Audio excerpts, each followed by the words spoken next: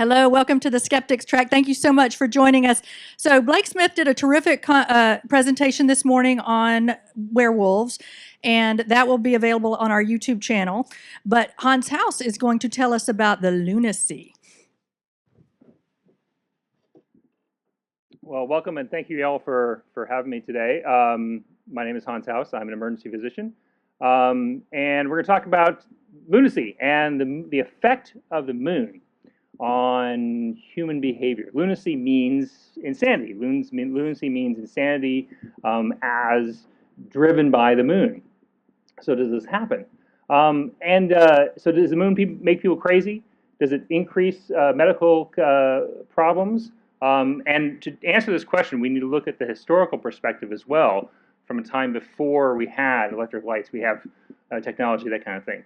We'll also look at the relationship of moon and fertility, and how moon cycles are very critical to our calendar and to the calendar we still use today.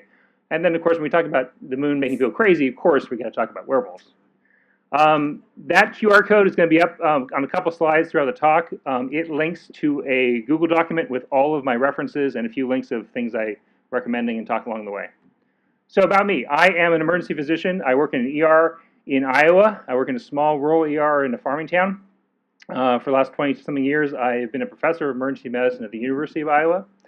I can tell you that the full moon scares the crap out of emergency workers all the time. I hear this constantly. This is a very typical post from one of my colleagues, which just says, you know, about an hour into my shift, I knew it must have been a full moon because everyone was crazy and there was all these social issues, and I walk out in the parking lot at the end of my shift and look up in the sky, and sure enough, there it is.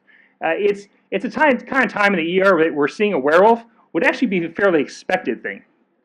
And this is not a new concept. I mean, in the 90s, in the show ER, their first season had an episode called Full Moon Saturday Night, and it was about all the crazy things that happened in the ER on a Saturday night. It's safe to say that emergency physicians are a superstitious lot. For example, we never say the name of a patient who is a frequent user of our services because then they might appear like Beetlejuice or something.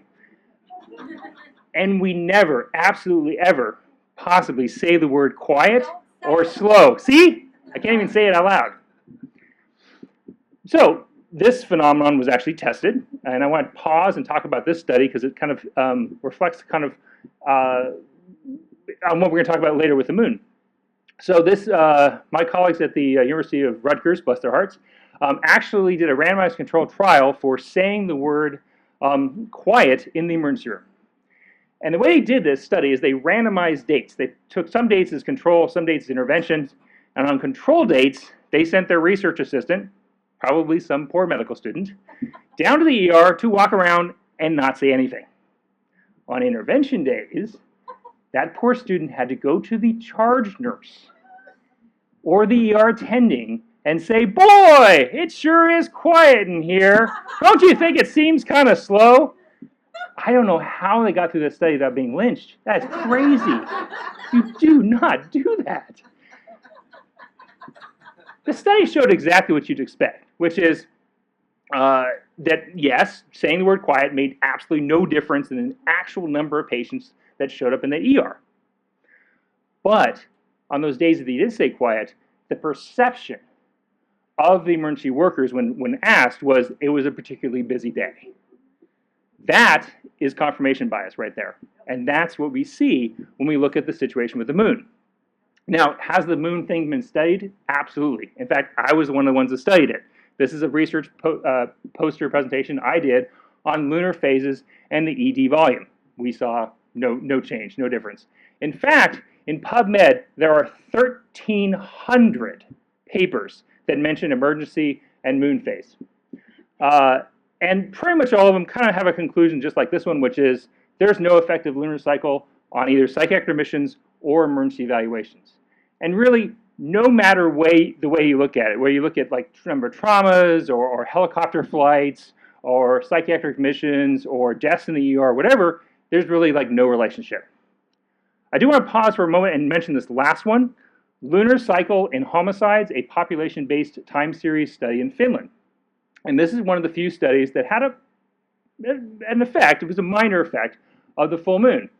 What the researchers were looking at was, if you have a full moon, does that increase the number of homicides in Finland? Because does that make people crazy and go out and commit murders? Well, what they found was actually the opposite. Actually, there were less murders during the full moon. So how might you interpret this? And I think if you're a fan of Scandinavian noir, Nordic noir, or Scandinavian noir, depending on what you call it, you might appreciate this. Now, Finland is a very intelligent country, very well-educated country. Maybe their murderers are particularly smart, so they don't commit murders during the full moon when it's very bright out and people can see them.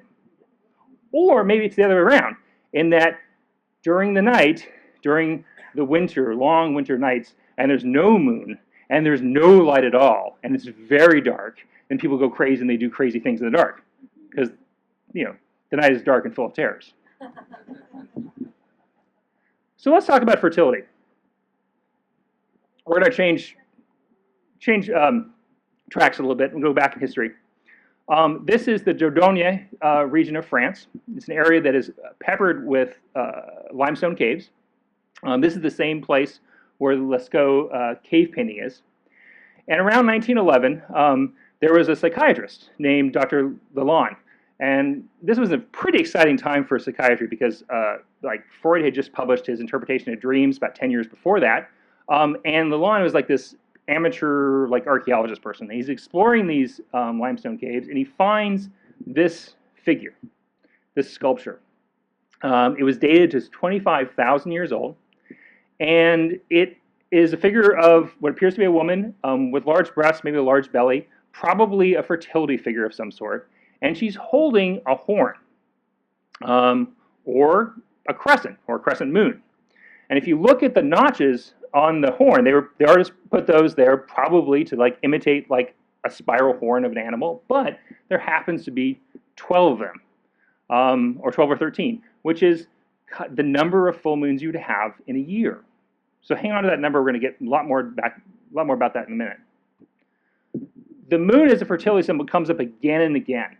And here's an example in Christianity in 3 different figures around the same time in Christendom, where we've got very similar depictions of this fertility figure, of this mother figure carrying a child, and she's standing on a crescent moon. This probably comes from Revelations. Revelations 12:1 reads, "A woman clothed in the sun, and the moon was under her feet." And this association with moon and fertility and moon cycles persists to this day. I mean, in Game of Thrones, what's moon tea? Moon tea is the abortifacient they drink to induce menses. In fact, the word menses comes from the same root as measure. So measure and menses both come from the Latin mensura. So is there a relationship then between the lunar cycles and human fertility cycles, or human menstrual cycles? No, not at all. But it's interesting, isn't it? They're different. So the average human menstrual cycle is 28 days. That's average. So a lot of women are more than that, a lot of women are less than that. The lunar cycle is pretty much fixed at about 29.5 days.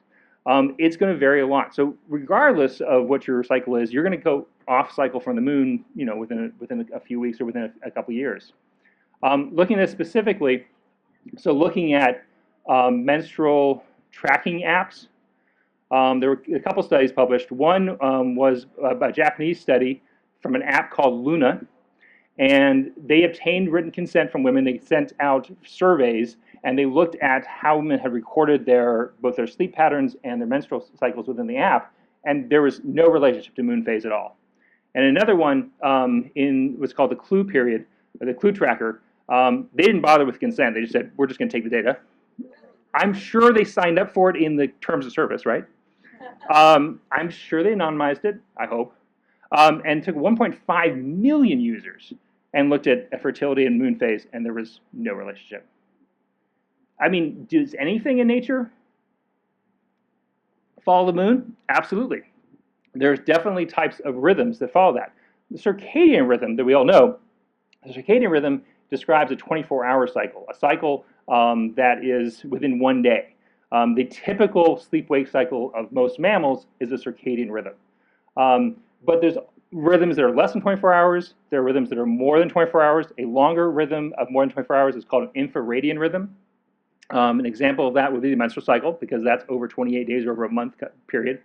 An extreme example in nature of an infraradian cycle is something I'm very familiar with in the Midwest. We had a huge emergence of cicadas this year. And they follow us, the breed that came out happened to follow a 17-year cycle. But there are animals out there that follow cycles of the tides, marine organisms, and there's insects and plants that follow the moon phase or the moon cycle and change their growth patterns or their reproductive patterns depending on the light of the moon. So there are definitely responses to the moon in nature. We've looked at all this data that I just talked about in the modern period, in the period when we had ample artificial light, when we have screens that are keeping us awake at night. What if, before there was artificial light, the moon was more important? Now you can imagine if you're a peasant living in a village and you can't afford artificial light at night, it's going to be your light or your sleep is going to depend a lot on the moon, because if it's full moon, it's going to be pretty bright. If it's a new moon, it's going to be pretty dark. You might sleep more. That's definitely going to affect your mental ability. And the change in artificial light, the prevalence of artificial light really came on in the last 200 years, and electrification much more so in the last 100 years. So let's look at an example of historical data. This is information from Bethlehem Royal Hospital. I guarantee you everyone here has heard of Bethlehem Royal Hospital. You may not know it by that name. You probably know it by its nickname, which is Bedlam. And Bedlam is a psychiatric facility in London. It's been around since 1247. It's still going today. Bethlehem Royal Hospital is still in existence. It's still part of the NHS as a psychiatric institution. When I started doing this research for this talk, I kept finding this quote, I think it was in a Smithsonian article and a couple other articles, that said in Bedlam Hospital, they would chain up the maniacs during full moons as a precaution. So that's interesting. There must be something to that. Well, I dug up the original source for that quote, and it was from 1809. It was from a guy named John Haslam. And John Haslam was a new director of Bedlam. Had just taken over, and he was going to try to reform it and try to have less of like the chainings and beatings that they had gotten kind of a bad reputation for, that they got the term Bedlam from. And he writes, "It is an odd opinion that continues to still prevail, that maniacs are influenced by the changes of the moon." So he himself kept a record, and he found no relationship to moon phase and disturbances in the facility. And then a more modern approach. So a modern physician, Dr. Howard, in 1989, went back to the records of Bedlam, went back to the 1690 to 1790, and looked at escapes in Bedlam, because that was information, that data they had. And he looked over the 100 years and of all the escapes they had, and there was no relationship to moon phase. So even then, it was basically a widely held myth. What about fertility? Maybe fertility is influenced when there's before electric light. And this is one of my favorite studies that I came across when I was doing this research. There was in Spain, the rural areas of Spain were not electrified. Were not given electric light until 1929. So by looking at the period of time before that, they could see what people with an absence of light, what the effect might be. And they went to all these parishes and all these places in rural Spain and got like the records from all the churches. And they looked at 23,000 births over the 120 lunar cycles, and of course found no relationship to moon phase. I know you're disappointed, but that's the way the facts go. But the moon is really important to us. Why is it important to us? How is it come into this role as a timekeeper? I mean, think about if you don't have a clock, if you don't have an hourglass, you don't have technology, you don't have an iPhone. How do you measure time? If you have, a second would be about a heartbeat. A minute is probably about how long you can hold your breath. A day is easy. That's easy.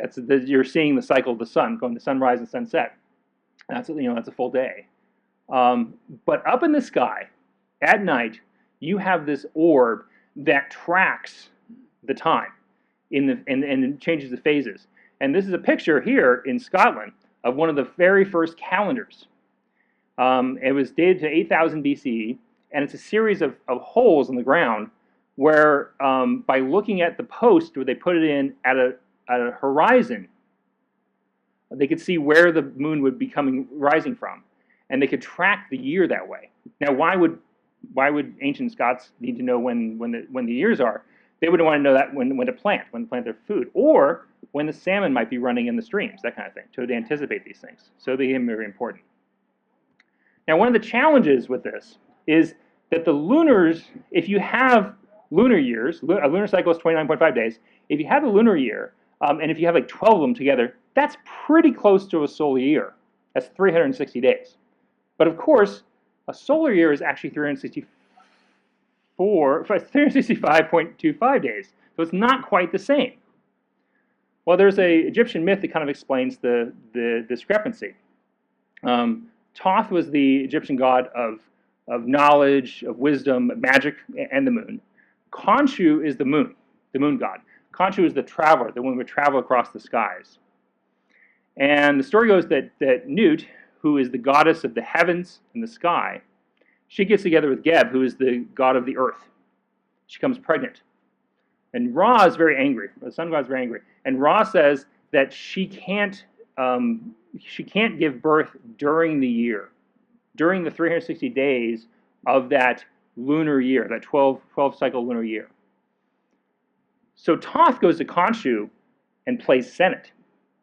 And he bets some of Khonshu's moonlight. And he wins the game. And then he wins again. And then he wins again. And each time he wins, he's stealing a little bit more of Khonshu's moonlight until he has 5 days worth. And in that 5 days, in that gap, it's a loophole and get out of Ra's law, and Nut could go ahead and give birth. And she gave birth to the 5 major gods of the pantheon: Osiris, Isis, Seth, Nephthys, and Horus. So this idea of a moon as the calendar is really important to us, and it's still important to us today. Just look at religious holidays. Easter is defined as the first Sunday after the full moon after the spring equinox. I know it's a lot, it's complicated, but that's how it is. Passover is the 14th day of Nisan. Nisan is the 7th month of the Hebrew calendar. Now, in the Hebrew lunar calendar, months always begin on a new moon. So if you have 14 days after that, that's always going to be a full moon. So therefore, Passover is always on a full moon. Ramadan begins on the first day of Ramadan. Ramadan is a month. It's the 9th month of the Islamic calendar. But in Passover, in the Hebrew calendar, it depends on the new moon. In the Islamic calendar, it depends on spotting the crescent moon in the western sky. That's what defines the beginning of the month. And the Lunar New Year is the second new moon after winter solstice. So again, this comes up again and again. In a couple of weeks, on the 17th, we're going to have the harvest moon. I come from Iowa. Harvest moon is kind of a big deal. We always have kind of a big celebration at dinner, that kind of thing. It's fun. You've probably heard of the names of the names of the full moons that the indigenous peoples in North America had. And each tribe had their own set of names, and they named their months based on the full moon. The names that you know, most of the names you know, are probably from the Farmer's Almanac. And the Farmer's Almanac was written by colonists in the Northeast. So they would have been most familiar with the Algonquin names. So these names are the Algonquin names for the full moons, including January, which is the wolf moon. So let's talk about werewolves. This is absolutely the best video I've seen on werewolves. It is from Overly Sarcastic Productions. She is a fantastic YouTube channel. I strongly recommend it. It's really well done. And she has a 30-minute session on werewolves that's worth a watch. There's a link to it in that references. Here's the take-home point about werewolves. Well, excuse me, story about animals, about humans being transformed into animals. That it's ancient and pervasive. That every culture, a lot of cultures, have stories of werewolves, or werewolf-like creatures. And it's very ancient. It is literally as old as writing itself. And yes, that pun is very much intended. The Epic Gilgamesh describes a wild man, Enkidu, who is his companion, his bro, his special friend, um, is the companion of Gilgamesh, and he's described as a wild man who is raised by animals and covered in hair. And there's another section where God punishes someone, Ishtar. Ishtar is the goddess, and she spurns she punishes her spurned lover. It's written that he says, "You have loved the shepherd of the flock. You made meal cake he made meal cake for you day after day. He killed kids, meaning baby goats, for your sake. You struck and turned him into a wolf. Now his own herd boys chase him away." And another example of being turned into a wolf as a punishment is from King Lycaon of Arcadia. And this is where we get the term lycanthropy. He had a lot of sons, 50 sons, and he figured he'd have a spare. So when Zeus came to dinner, he decided to kill one and feed his son to Zeus. He wanted to see if Zeus could really tell if this was actually not really lamb. Trust me, Zeus could tell. Zeus was pretty mad, and he turned Lycaon into a wolf, and this is where we get this term from. So again, two examples of God's punishments, cursing humans by making them into wolves. In Nordic mythology, there's lots of examples of werewolves or werebears or people in bear skins. The term berserkers means wearing bear skins. These are warriors that fought in bear skins. The term hamask, or to go berserk, literally means to change form. And there were warriors that wore wolf skins as well. They were known as the Ulfanar. And so this is an example of werewolves or animal people being warriors, being guardians, being epic heroes, for example.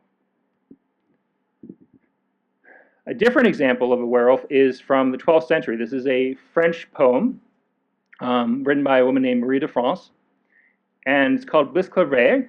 And Bisclavaret was a baron, a noble person in Brittany, in the north of France, and he would disappear for 3 days each week.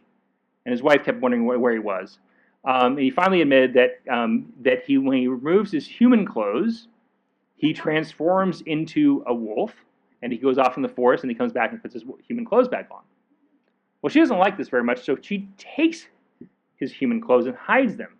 And the next time he transforms, he's stuck. He's stuck in this wolf form. He's very distressed, very very angry, and he snaps out. He bites off her nose and various other things. Eventually, he's actually saved by the king. The king finds his clothes, gives his clothes back to Bisclavaret, and he is transformed back into a human. So in this case, the werewolf is a tragic figure, for example.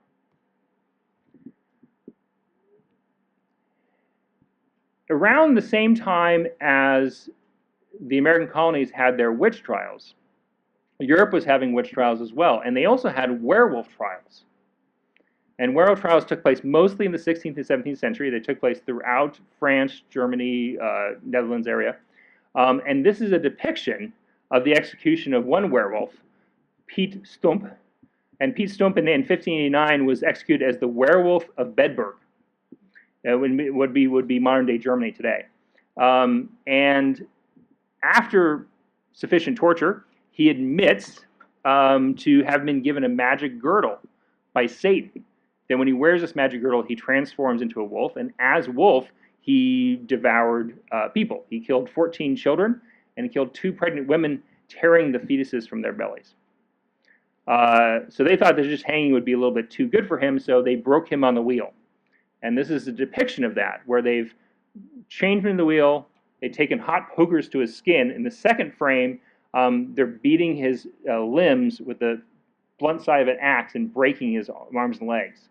And then finally, in the third frame, he's been decapitated. And finally, his head gets put on a spike above a figure of a wolf as a warning to other werewolves. So this is a story of werewolves as being evil, as a source of evil. So you see a full range of what werewolves might be. I have to mention this story, that the Beast of Gévaudan. The Beast of Gévaudan is not a werewolf story. It's an actual event that actually happened. This was in 1764, over a period of about 3 years in this one area of south central France. There were a bunch of animal attacks, by about 200 attacks, resulting in over 100 deaths, mostly in women and young girls. We know this happened because it's extensively documented in the newspapers of the day and in international news. So people were reading about this in England and the United States were reading about this. Sorry, not the United States, because we colonies, excuse me. And then after a few years, there were a lot of like interventions. They went on big hunts. The crown, the king authorized these big hunts and funded hunts of wolves in the area until eventually a couple years later the attacks petered out. We don't really know exactly what happened. It did happen. It was a real event. It was probably not one big animal. It was probably a bunch of wolves that did it over a period of time, and the reasons are a little bit messy. But this depiction there of the statue is really cool. This is a statue in France today. It immortalizes the bravery of one of the early victims who were attacked by this giant wolf, and she fends it off with a giant pike, which is really cool. If you want to know more about this story, I recommend the movie, The Brotherhood of the Wolf. It's from 2001. It is available for stream on Amazon Prime right now. And it's pretty cool. Very stylish, kind of French kind of action movie thing. It's good. So what about Howling of the Moon? This is a tarot card from the Rider-Waite-Smith tarot set, which has kind of become the default or kind of like go-to tarot design for a lot of things. Classic tarot designs from the early 20th century. The artist is Pamela Coleman Smith, and she depicts two wolves, or a wolf and a dog, howling at the moon. So do dogs actually howl at the moon? Well, no, not really. Unfortunately, there's no relationship between wolves howling and the moon phase. But during the full moon, humans are going to go out and go hunting because that's when they can see. So it's more likely that humans are encountering wolves howling at night during full moons. So association between full moons and hunting and full moons and killing, you can see how this idea that maybe the werewolf comes about during full moons. Now, if you read most sources, they'll tell you that the idea of the wolf, about the moon transforming, causing the transformation of the werewolf, comes from the 1941 film The Wolfman. We'll talk about that more in a minute. And that's true. It does. That was kind of the first place it was really put together. But looking through the werewolf literature, there actually are a number of examples where the werewolf transformation is at least linked in some way to the moon. In Roman times, I talk about moonlight being present as showing and being able to see the transformation take place. There was a story in the mid-19th century, a Victorian story, where a person takes a pact and could change into a wolf once a month. It didn't specify what part of the moon phase that was in. And a very important writer in 1865 documented that the transformation occurs during the full moon because that's what makes them desire to come upon them to run and become crazy, that kind of thing. So let's talk about werewolves in film, because this is really important. And the most important film was 1941, Universal's The Wolfman. This is one of the Universal monsters, the Wolfman. Not the first werewolf movie, but definitely most important.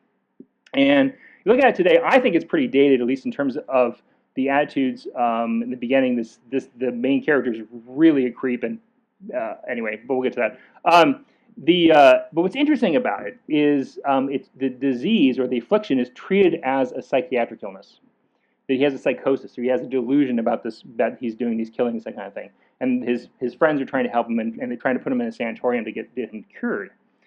And the other curious thing about this story, about this movie, it comes up with the idea of silver being an allergy to werewolves, and that was only limited mention at other times. That becomes kind of like part of the lore ever since this point. And it really solidifies that changing at the full moon kind of thing.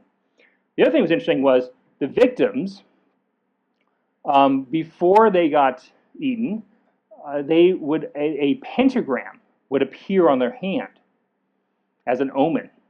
And you could see this today as like, oh, this is like, obviously Satanism is like involved, and it's a devil worship thing and whatever. But remember that the writer for this movie was Jewish, and he had actually escaped Europe, come to the United States, and he wrote it in 1940. And that pentagram is a 5-pointed star, it's Star of David. And so he's showing how this victim is being marked by the Star of David and then becoming doomed. So it's really interesting to look back on today. Fast forward to 1980, my favorite werewolf movie of all time, American Werewolf in London, fantastic movie. And the pentagram shows up again. It's kind of an homage. In this case, they're in a pub in rural England, and there's a pentagram on the wall that's supposed to be for protection or something. In this story, you have an American who is traveling, backpacking across Europe, backpacking across England, and he is bitten by the wolf and he's afflicted, and it deals with his guilt, his isolation, and that kind of thing. And then he's sent on this rampage of killing people that he doesn't mean to do. And it's obviously it ends up being a tragic story. Fast forward to 2009, and you have a very different take on werewolves. So the Twilight stories were not the first time that the idea of putting werewolves and vampires together in the same universe. In fact, if you go way back to Bram Stoker's Dracula, there's a hint of that because he writes that Dracula could actually turn into a wolf. Also, technically, in the Universal sequels to the Wolfman, House of Dracula, you had a werewolf and a vampire in the same movie. But where this really first comes into play is actually in Dark Shadows, in the BBC 1960s stories, and that's where you actually had like these two clans of vampires or clans of werewolves, working against each other or being servants to each other, that kind of thing. You see it again, of course, in Underworld. You see it later on in the show True Blood, which is fantastic. So Stephenie Meyer didn't invent the idea, but certainly, it was an important element in the Twilight series. Before I go on, I do need to mention a disclaimer. I am firmly on Team Edward, so saying anything good about Jacob's a little hard for me.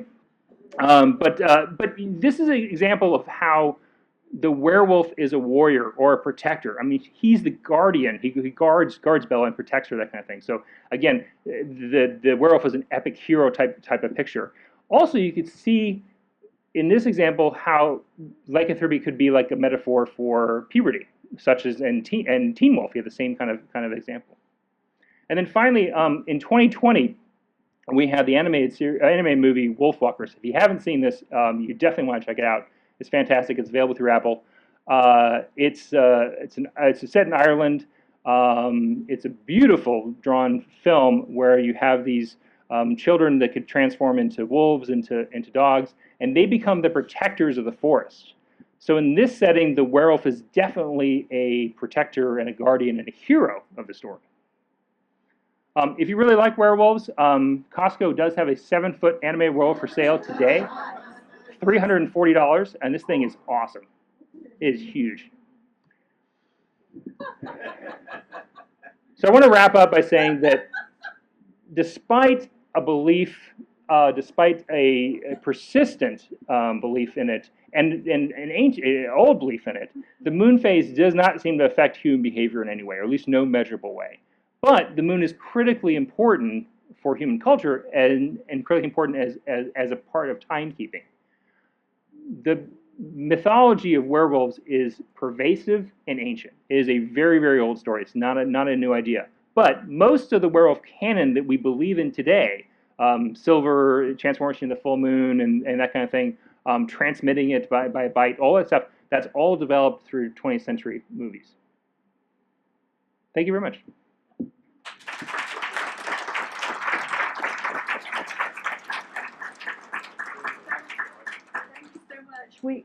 Thank you so much, Hans. That was fantastic.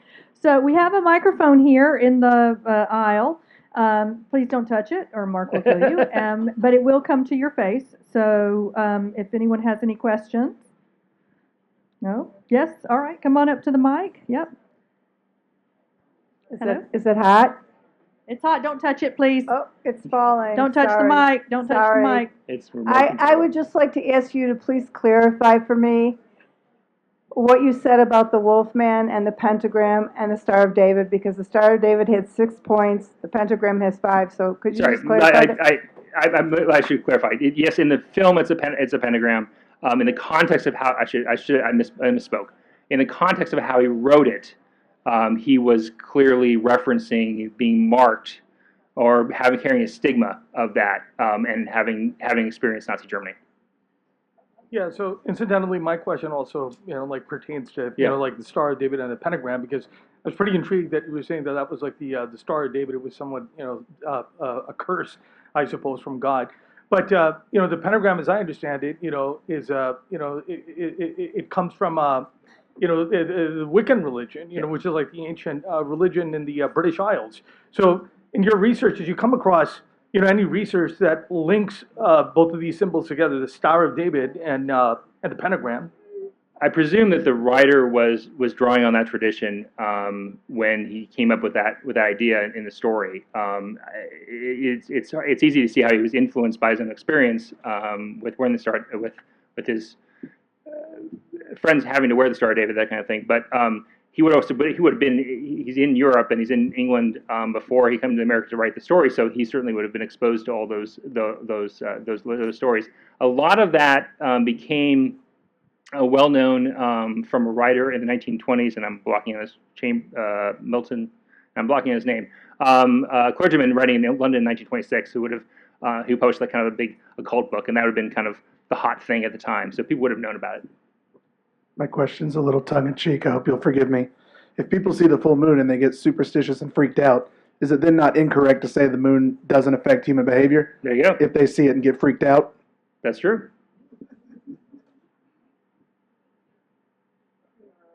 Thank you for your talk. This is a medical question. You've dealt with some of the big issues from murder to fertility, but in your research, has there also not been a clear relationship between the more mundane things like blood circulation, disease patterns, and things like that? There's been a lot of theories about different about why the moon might have an influence on people. From everything from the body's water being affected by the tide, by the moon's pull, that's just nonsense. A paperclip on your arm would have more influence. Things have been, all this stuff has been looked at. Again, there's 1,300 studies. I didn't actually read all of them, but and those are just ones that had mentioned emergency. So there may be stuff out there. Now, again, as I pointed out, there are definitely cycles that are dependent on the moon. Not necessarily in humans, in marine animals and insects, that definitely is the case. And there's lots of evidence of that. So is there something in humans that can be affected by moon cycle? Possibly, but we just don't have any evidence of it so far that I'm aware of. Thank you. Hello. I am curious on your opinion on the moon's effect on circadian rhythm in humans. I understand the baseline is no effect on human behavior, but I'm curious if the amount of light the moon generates affects people's sleep, and that's what makes them more active. Right, and that's exactly what the researchers in Japan were specifically looking at with the Luna app, not just the menstrual cycle, but also people's sleep-wake cycle, and it didn't make a difference. And again, I think in our current environment, it's easy to avoid the moon's light, right? If you're a peasant in 12th century France, you can't. It's going to make a big difference to your light. Tallow candles was really the only thing people had until like about 1800. So, and they're relatively expensive. So there may have been there is an effect on light on duration of sleep, depending on the amount of light that's around you when you don't have any other sources of light. So it's not going to be anything you can measure today, but there may have been before.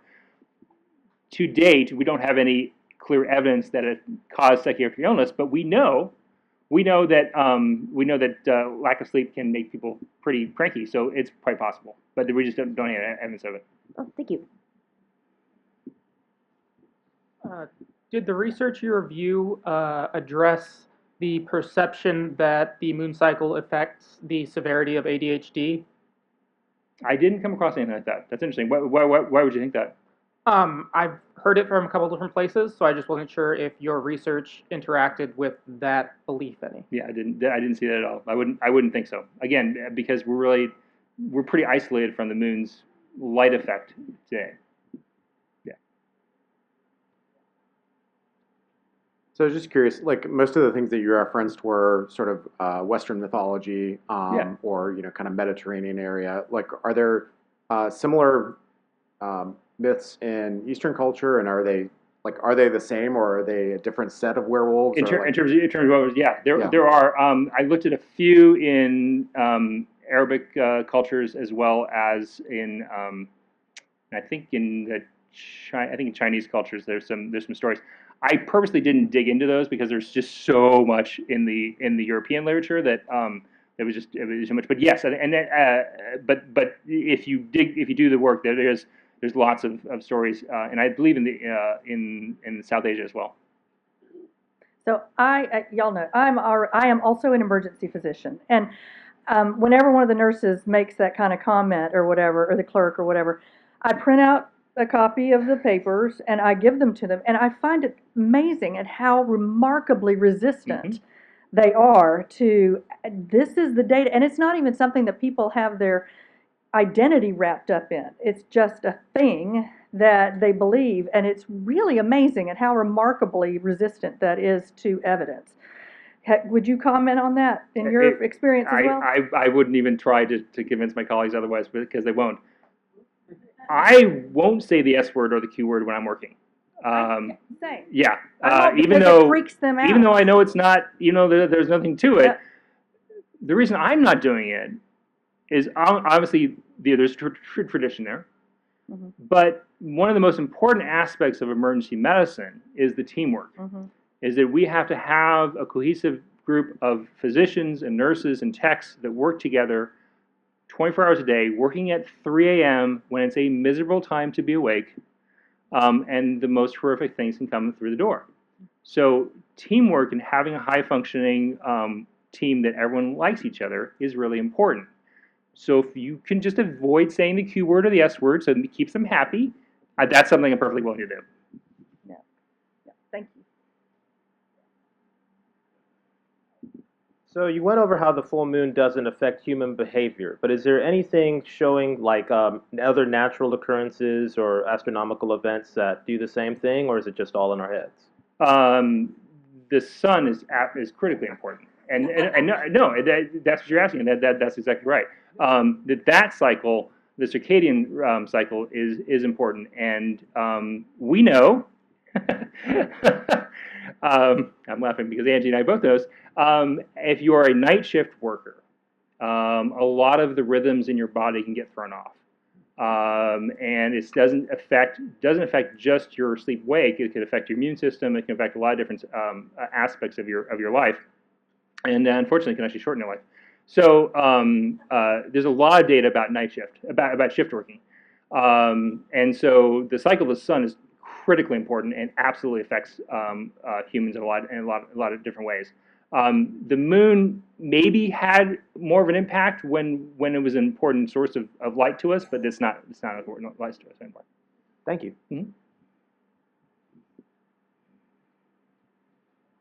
So yeah, and so to that point, Hans, if the shifting the circadian rhythms, like I'm a night shift doctor, so like I don't know how daywalkers do it honestly, but the day shift is best for your health.